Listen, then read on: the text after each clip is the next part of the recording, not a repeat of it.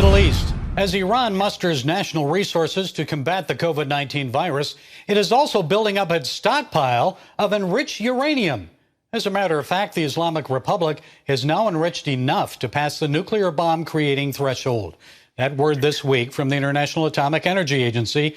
The IAEA says Iran's uranium stockpile now stands at 1,510 kg. That's about 1,200 kg more than allowed under terms of its international agreement. Well, a stockpile of 1,000 kg is enough to be refined to create a nuclear bomb.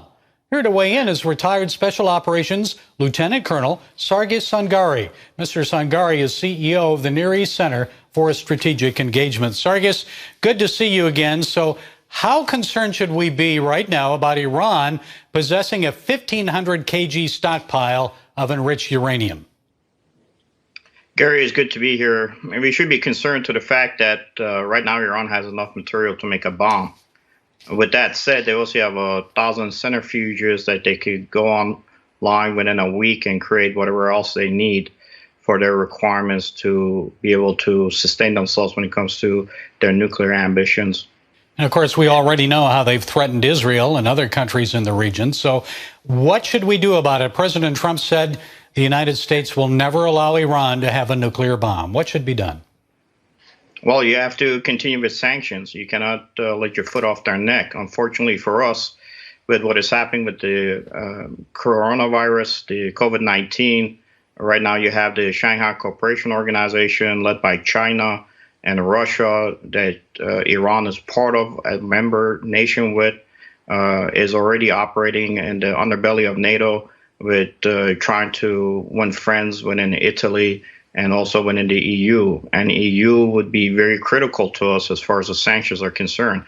If you cannot rely on our European partners to ensure that those sanctions are kept on Iran, it would be very difficult for us to be able to check them.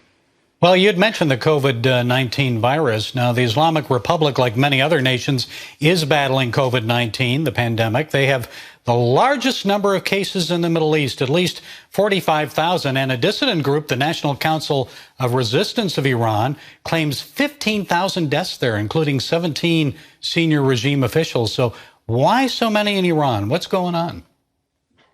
Well, Iran had a wide relationship with the Chinese government. You had 500 individuals that were studying in Ulm itself when the virus broke out. So this is a reality of them having a very close relationship with China.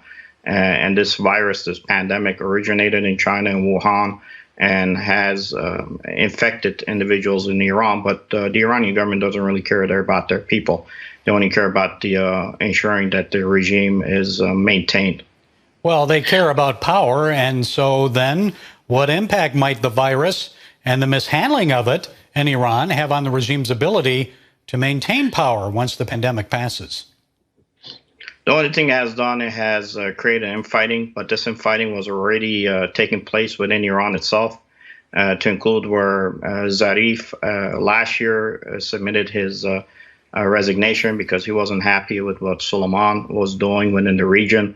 The death of Soleiman gave an opportunity for us to reset everything in negotiations.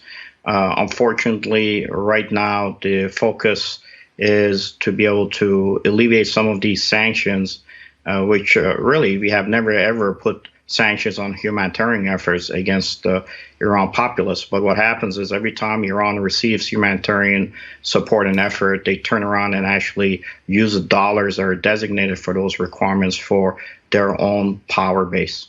Thank you, Sargis, for sharing your insights. We appreciate you. Much appreciated. God bless. If you want to be an attorney with